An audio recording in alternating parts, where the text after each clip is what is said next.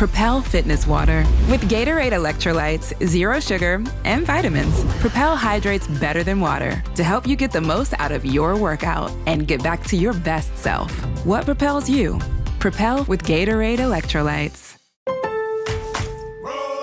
Pros, find the right flooring for the job in Lowe's newly redesigned flooring showroom. Shop our expanded assortment of trusted brands and get up to 35% off style selections, Stainmaster, and Stainmaster Pet Protect Special Order Carpet. And while you're here, save $100 on a DeWalt 20-volt max 6-amp-hour 2-pack of batteries, now just $179. Get more of what you need faster and save more where it counts from the ground up.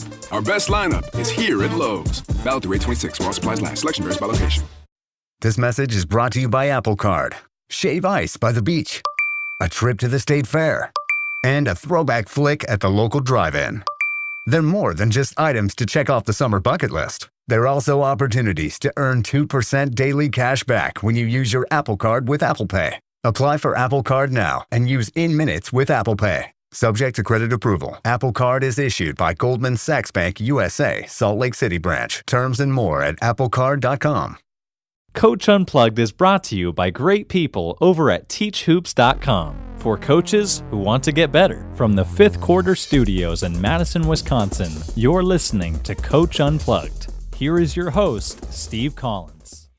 Hey, everybody. Welcome to Coach Unplugged, episode 522. Today, happy Monday, first of all. Hope you had a great holiday and are looking forward to New Year's. But before we jump into that, I'd like to give a big shout out to our two sponsors. We're going to talk today. We're going to do a one-on-one coaching call.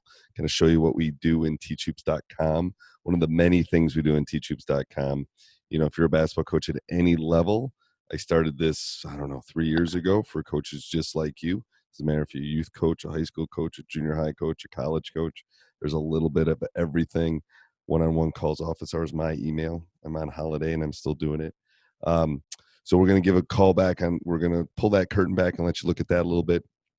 So I'd like to give a big shout out. This is what allows us to keep these podcasts going is teachhoops.com. Also, would like to give a huge shout out to Dr. Dish, the number one shooting machine in the market. The last game, my son was 5 for 7.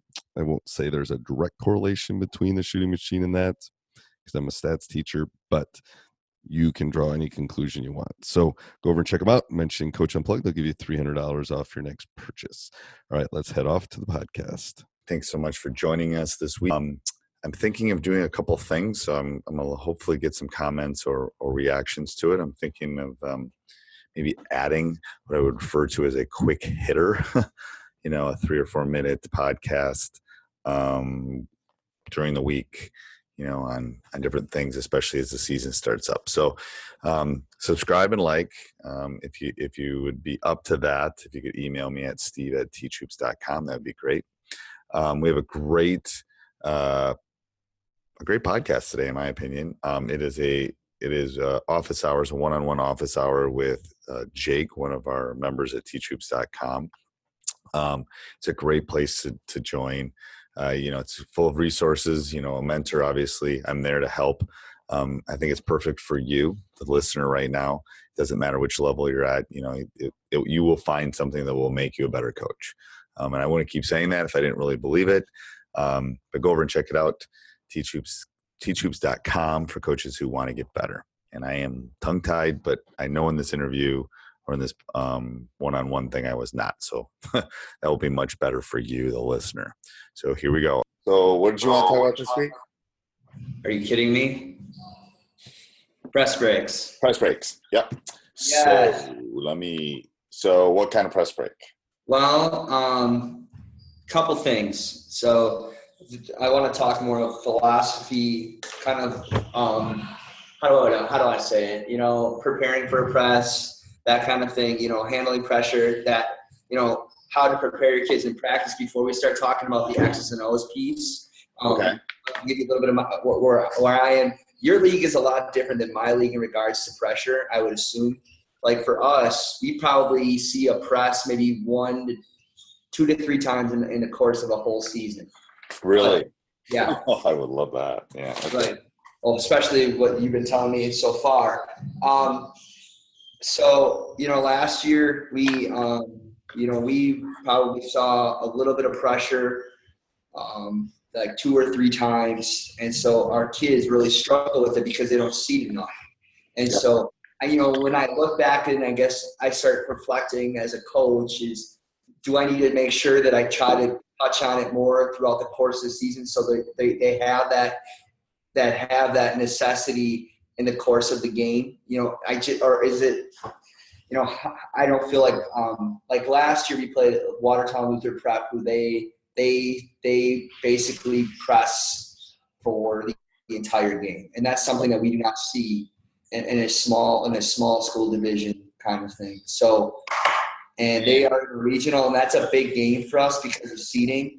And this year we play them in January, which they have like a month break for their school because they're a preparatory school. Yep. So play them right after they get back. So we're in a really good position for that game. And so I want to make sure that my team is ready to play them, and also to be able to handle anybody else's pressure. I'm going to have a very young point guard. What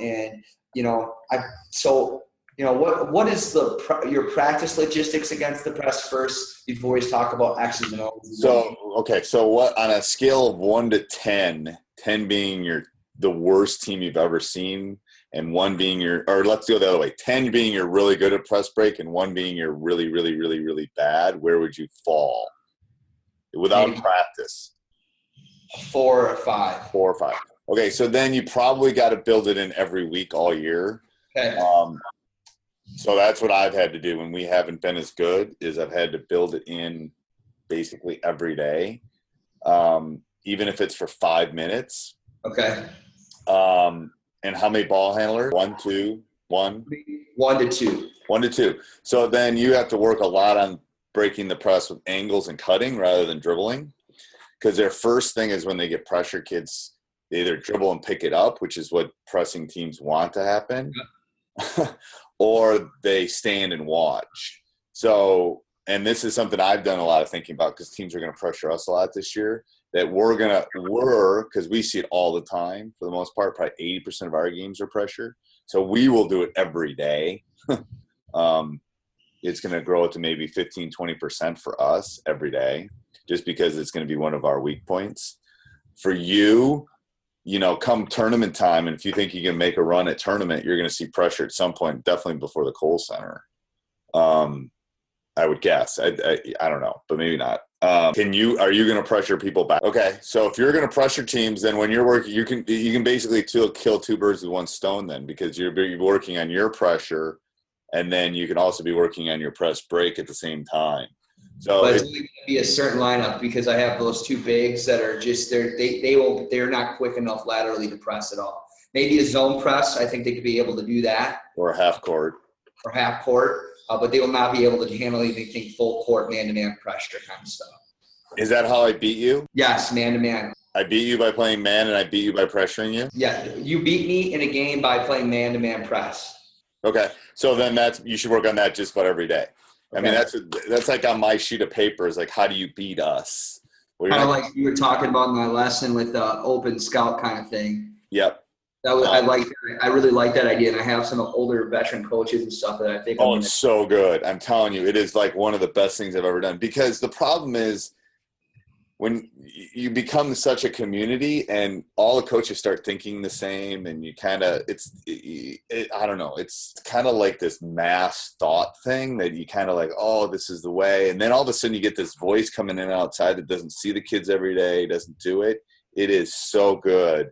Because they're going to be honest with you. They don't care. I mean, this is, and then what I do on that outside scout is I tell them, how would you beat me? What would you do? What are our weaknesses? What are our strengths? What do you see? And then they look at the kids with a whole different perspective. It's so good. Okay.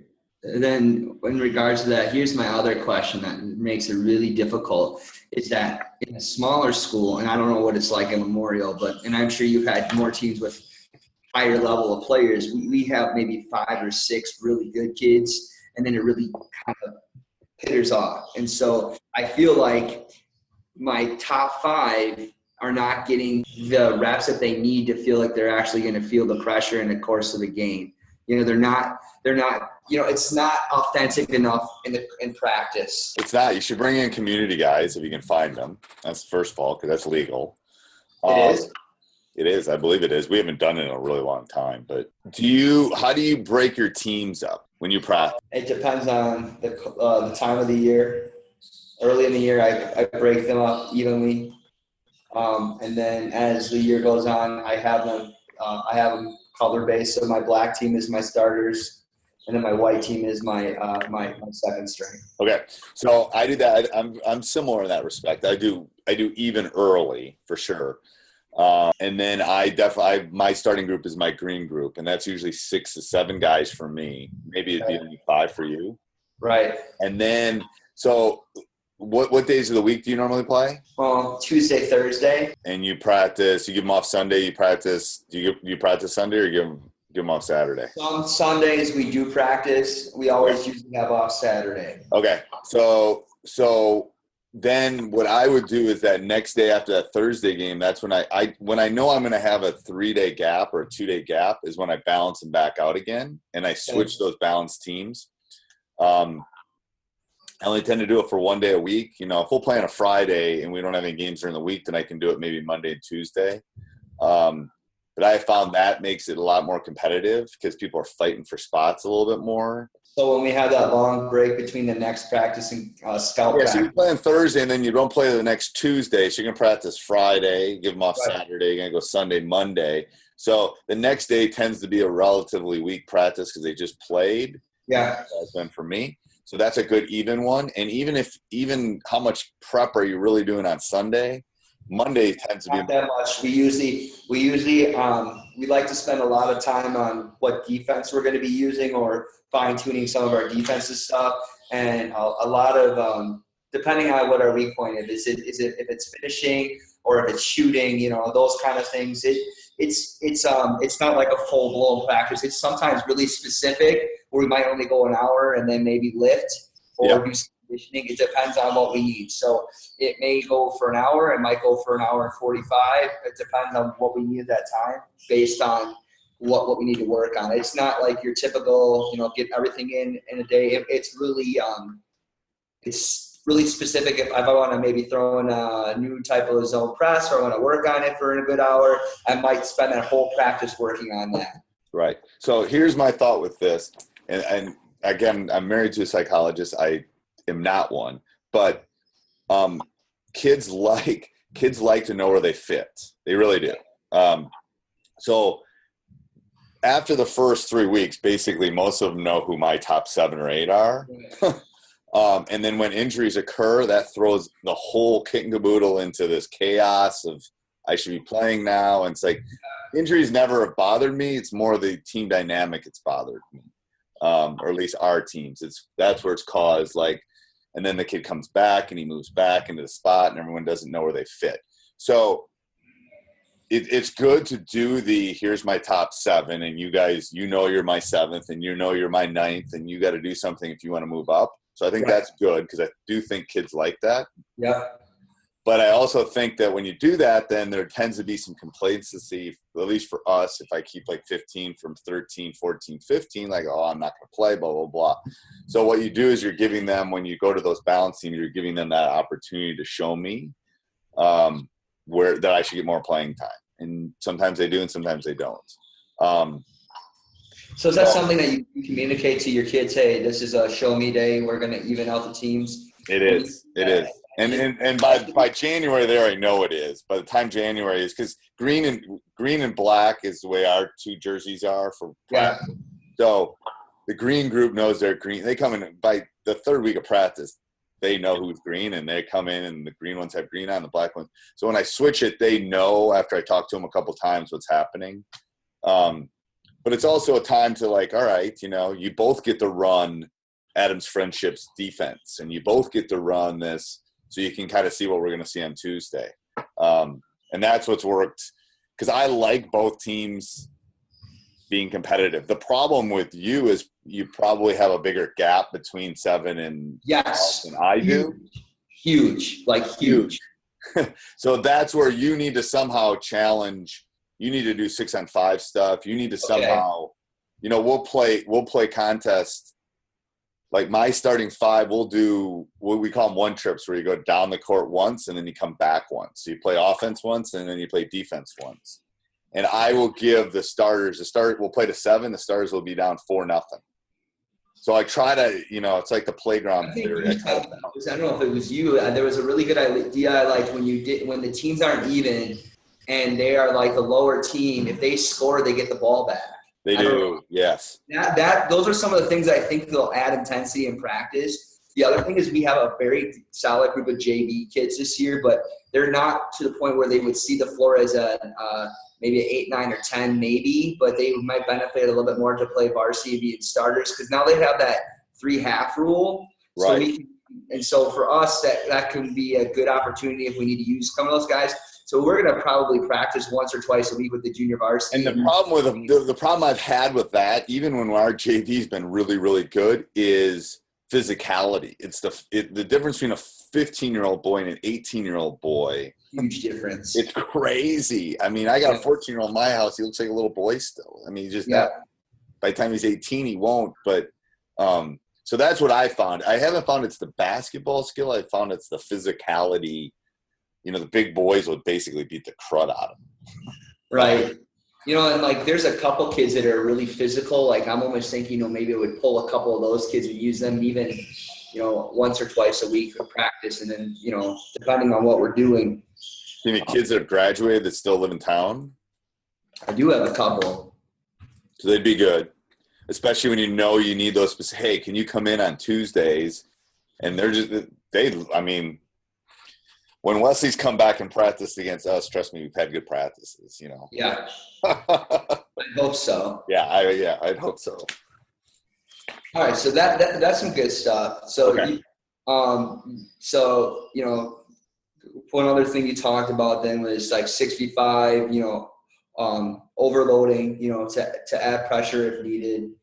Okay. Yep. That helps a little bit. I showed you guys last week my old flash. So I sent you, I redraw it. The new one's better. The old one, we got a little stagnant on the old one. The new one, when we do the double low stack, which would be better for you. Well, I hope you're enjoying that as much as I am. Please take 30 seconds, go over, subscribe, and like. We would also love if you went over and checked out teachhoops.com for coaches who want to get better. It is the solution for your coaching angst. It is the solution for that offense that you're looking for. It's the solution for you wondering what you should do next offensively or defensively. It's just dealing with parents. It's dealing with that player that won't play hard for you. We're all there to help. It's a great supportive community. Go over and check it out. I do not think you'll be disappointed. All right, back to the podcast. All right, so what kind of pressure we're talking about? Man pressure? I really feel more comfortable. What I'm noticing is that kids, when we get man pressure, we tend to put the ball on the floor a lot more than we play zone when the zone pressure happens. We don't see a lot. Hey, everybody. I hope you're enjoying this office hours I had with Jake. I don't even remember when it was, but I'm doing these just to give everyone a kind of a small peek into one of many things that we offer over at teachhoops.com for coaches who want to get better. I'm here to help. We have all sorts of resources. I'm not going to list them all off. But it's coming from a place of concern is the reason I started this website. As a coach, as someone that's done this 30 years, even with my own son's teams, I was always looking for resources. I was always looking for practice plans. I was always looking for things that would help me become a better coach. So I decided to start teachhoops.com, put them all in one spot. So go over and check it out. Subscribe and like if you're liking these. I know there's people listening, but we would definitely like to. My goal is to get the subscriptions up and to get more than 50 reviews by the first of the year. And we're, I think, 37, 38. So if you can go over and do that, we really appreciate it. And back to Jake. We don't see a lot of diamond press. We don't see, trap is going to occur right away. So, man pressure is definitely something that's concerning to me more than zonal pressure. And it may when I start watching film with other teams that we play, I might see some zone press. But right now, we struggled really last year against a team that did a 1-3-1 trap. because we just didn't have a ball handler, and we had struggled because the guy up top, he was like about 6'4", 6'5", and he was just really athletic, and that gave us some problems too. But that was an all senior-led team, so I don't know if we'll see that this year. And a 1-3-1 is I'm telling you, the key to the 1-3-1 is you got to sneak behind the top of it. Yep. And get the guy flashing behind it, and then you'll be okay. People Okay. don't do that, have problems. How do you set up in your press? What's your press break look like right now? I don't have a. It's all right. You can just describe it, and then I can draw it up too. All right, so you would have your inbounder, and then you'd have your 1 and your 5. A lot of times they'll be either parallel to each other, or the 5 will be somewhere around the elbow area. So hold on. So let's see. So you'd have the 1 here. The one would be it would be on the top of the key, where the free throw line. Thrown in. 1 would be here. Yep. Okay. And 5 would be parallel to him up by the keep going somewhere around there. Perfect. Okay. All right, and then what are the other 2? They would be at half court lines. Okay, and how capable? So who's throwing it in? What number's throwing it in? Well, that's a problem. I don't have a 4-man this year that can put the ball on the floor. Last year I did. So 4 is going to throw it in then. Oh, I don't think so this year. I'll probably have him come up. I'll probably have my 4-man play a side guy. I like having my back guy as a crack back. Okay, so then we'll put your 2 here. All right. Yes. So why do you line up this way? Because it creates space for them to be able to cut and get open. Okay. Can 5 catch it and square? He screens and he gets out of there. Yes. Okay. So, and you want him having the ball 90% of the time? Absolutely. Okay. What about 2? Scares me a little bit. Well, you know what? I got a kid why don't you have 5 throw it in and 1 and 2? See, I like the 1-4 set. All right. In the sense that I would put 5 here. Okay. I'd cross that out. I'd put 5 here. Okay. And I'd put 2 over here, and I'd leave 1 at the elbow. So I'd make so 4's not up here anymore. So you're talking about man pressure, right? Correct. So this is the way I would do it. Now I could have 3 throw it in, because what's going to happen? So these guys aren't here anymore. Right. So I'm going to have him screen. I'm going to probably have 1 here and 2 here, but it doesn't matter for them to show you. So I'm going to have him come and screen, roll, and curl back. So you basically have a 1-4 set. One of them will be open at all times in a man pressure. Whenever I've gotten pressured by like a little foul and stuff, we've always gone to the 1-4. And what you can always do is send one of these guys deep, because if they're in man, they're going to send them. And then what happens is you basically get guys just cutting in front of the basketball. So let's say we come back here now, and 3's thrown it in. Okay. So, we'll put 1 in front of him. We'll put 3 over here. Or no, we'll put. I like having my bigs on the outside. You do? Yeah, I actually like you having the 3 guy inbounding. 3 here. The one on the other side. Okay, so we'll put 5 here. Yep. Yeah, That works. 4 over there. And then 4 here. 3 has 2 here. So what happens is, notice what happens no matter what. 2's going to have to learn to help probably a little bit. Okay. But one of these guys will be open. So let's say the ball goes from 1 to 5. Okay. 1 is going to get the ball moving in this direction, because as soon as the ball's here, 1 flashes in front. Okay. And 3 just steps back in. Okay. So if 5 gets the ball, it's easy. Same thing as if 3 came down here and threw the ball into 4. It's going to be the same premise. 2 is going to flash in front, which is a really hard thing to defend, because what are you telling him? If they're in full denial, it means they're here. Then you can go this way, right? So they're not going to do that. They're going to be like side fronting in here. So that flash across will always be there. You want your 1-4 guys that low? What? Do you want them that low in the 1-4 set, or do you want them a little higher up? I probably want them like in this area right in. Probably. All right, so probably the second half. Like halfway between the free throw line and the rim? Yeah. Okay. Probably 2/3 of the way between the rim, probably 2/3 of the way from the rim to the free throw line. So almost if the semicircle is extended to the middle. Yeah, because it gives them space. So let's say one gets it. So you had 5 out here. So this is the only bit of an issue you might. The ball goes to 1, then 2 is going to flash up in front, and then 5 and 4 are going to fill, and 3 is your release. Okay. So I like having my 3 guy be my release. So 3 is always your step back and can kind of protect. And then when it goes to the wing, the problem is you don't really want to screen. You want movements in front of the ball. Okay. And you want one to get the ball. Now, are they going to put all 5 guys in the 3-point line? Probably not, right? Right. They're probably going to put somebody back here to protect. Okay. If they do, there's another theory that LaFollette did, I don't know, 8-9 years ago, was they just sent 4 and 5 deep. Are they going to follow them, or are they not going to follow them? And how slow are they is the question. Right. Because then you basically have your 3 ball handlers being able to get the ball in here.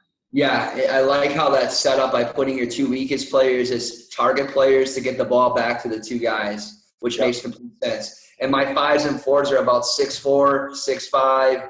They're big, and they're good athletes, and they'd be able to hold the ball and be able to get position if they need. Well, they can do that, then that's the way to go, because 3 is going to throw the ball to 5, 1's going to flash in front, and here comes 2 breaking middle. So he basically the key whenever you get pressure, and I talk to my guys about this all the time. So let's say 5 is over here, and 5's getting this pressure. 5's got the ball here, okay? So 1, if we look over here, 1 just flashed in front. So 1's here. Yep. 2 is over here. So 2 is up in this category now, and 3 is here. You basically given 5 3 angle to pass to, all right? And then 4 can always kind of find a spot over here if he needs to. But one of those guys, if they're cutting hard enough, is going to be open.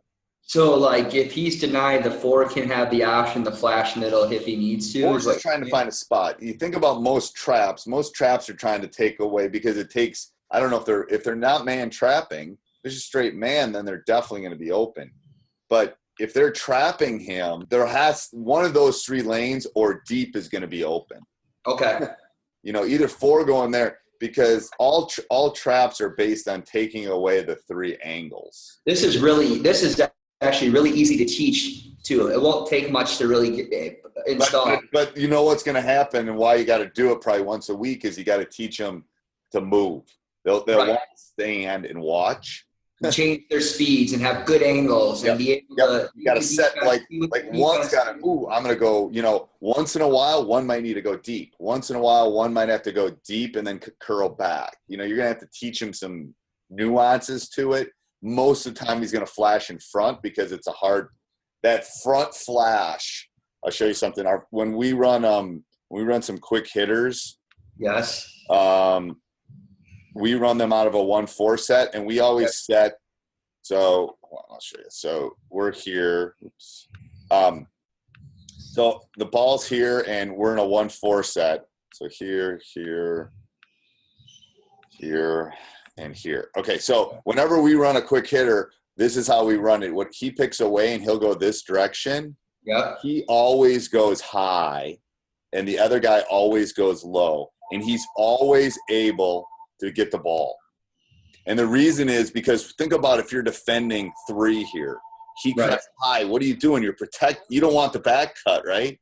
Right. You don't want, so it's the same premise when you cut against a pressure, is you got to be able to get, if you cut across the front of the face, what's the defender worried about? He's worried about this big space back here.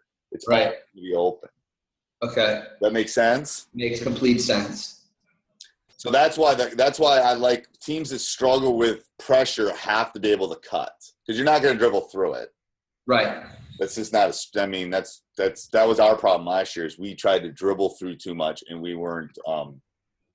This is similar to what I've used before, but just a little bit tweaking numbers and what we do. So that's appreciated. So would you attack a zone press the same way or not really? I would. It depends on the zone press. Let's leave that for next time. Okay. I got a couple of things, and I got a sideline one that I can show you too for a man. We do a lot of spacing, But again, think about a diamond. Yep. You know, where are they going to stop you if you're in a one? You know, if the diamond's here, over here. I don't know what kind of zone press you see, but you know, think a 1-4. They're going to be able to get open and they're going to be able to flash across it. I found the 1-4 really works well against a diamond in one. Because you're flashing across and it's really hard for these guys to be able to get to trap and him to get all the way to the middle. A little bit harder against a 2-2-1, but 2-2-1 tends to be more passive anyway. Right. But let me I got an old one that I used. We haven't seen a lot of diamond in one. And I don't remember then. I know I don't want to take up too much time because we can talk again later on. So I was just 1-3-1. I think we're going to see a lot of 1-3-1 this year with a couple teams that we play. If we could talk about that next time, that would be great. Yep, I'll put that on the list too. Because like I was saying real quick, it's a lot of that is that do they trap up here? They change it up once in a while. Yeah, because when they trap high, it's easy. You can kind of flop really easy. Guard down in here. It becomes difficult when teams really start to pack it in. We have some difficulties in it when they kind of it's not so much a trap. It becomes more of just a 1-3-1 zone more than a zone trap. So I'll talk to you more about the zone. And some of that overload stuff will work against this. Okay. I will find that for next week. Because that's really the last thing that I feel really good about. A lot of the other things that we, where I'm going with everything. That's probably me and my JV coach talked like there's some, some guys are getting some of our teams, will be able to run the 1-3-1. So we think we're going to see it a lot this year. So we want to be prepared for it. So. Okay. I'll do that for sure. I've run a lot of 1-3-1, so I got you. All right. So my last, then when do you think our next office hour will be? Probably 2 weeks. Not a big deal. Either way, I have open gym till 6 anyways on those days. So I'm usually in my office letting the kids play and beat up on each other. So works for me. I'll let you know probably in the middle of next week once I get my schedule all set. Okay, and then I think I'm going to diagram the press break on Fast Draw. Can I send it you just to make sure that I got the notes correctly? Absolutely. Sounds good. Have a good week. Yep, you too. See ya. Hey, everybody. I hope you liked that, pulling back the curtain a little bit on some of our office hours there. I hope you enjoyed it. I invite you to go over and check out teachhoops.com for coaches who want to get better. It like I said in the mid-roll, it is the reason I started it is I was looking for the essential resources that every coach would possibly want. And I try to put them all in one spot, make it easy for you. There's a library of stuff. There's mini lessons. There's courses. There's office hours. We have a forum, everything that you could possibly do. And not everybody uses everything, but go over and check it out. 14-day free trial. And I don't think you'll be disappointed. So thanks for listening, and hope to have you listening next week at our podcast. I know we have a great one next week. So have a good week.